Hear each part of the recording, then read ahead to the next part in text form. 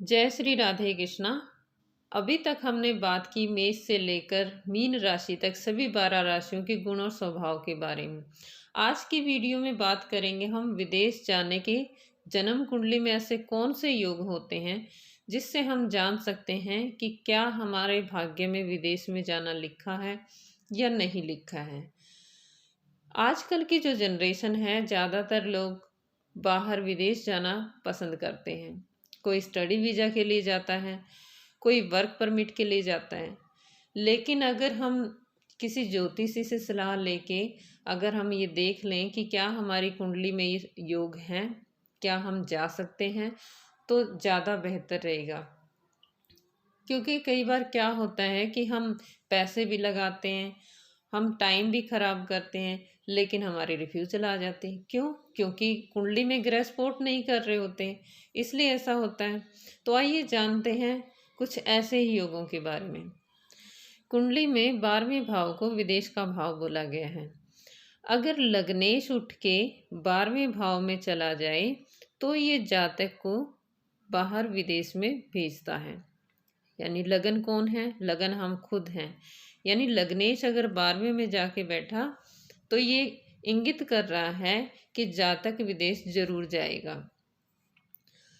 दूसरा नियम है, अगर चतुर्थ का स्वामी 12वें घर से संबंध बनाता है या 12वें घर में जाके बैठ जाता है तो ये भी विदेश जाने का योग बनता है। बात कर लेते हैं तीसरे नियम की। अगर कोई ग्रह 12वें भाव में चर राशि में बैठा हो। अब चर राशि कौन कौन सी होती हैं?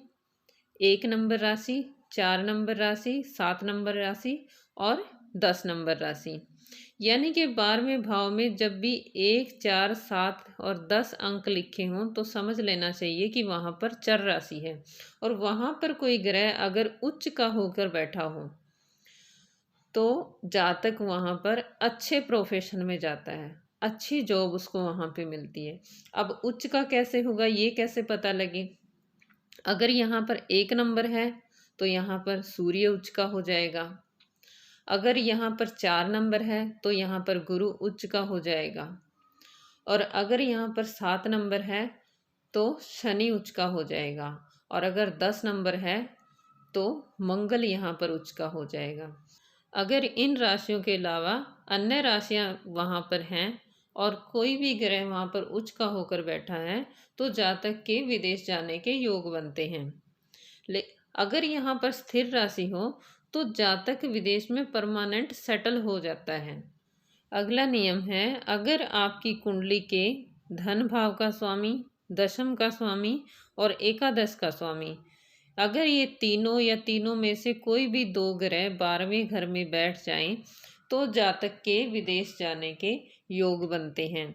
ऐसा जातक विदेश में जाकर धन कमाता है और फिर अपने देश वापस लौट आता है। अगर आपके दशम में या सप्तम में चर राशि हो और कोई उच्च का ग्रह हो तो व्यक्ति देश विदेश की यात्राएं बहुत करता है। अब बात कर लेते हैं अगले नियम की। अगर आपके 12वें घर में ग्रह पीड़ित हो, अस्त हो या नीच का ग्रह हो तो भी जातक की विदेश यात्राएं होती हैं।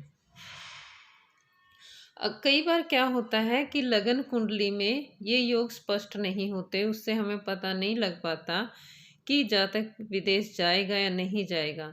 तो उसे और गहराई से चेक करने के लिए हम चतुर्थांश कुंडली को देखते हैं।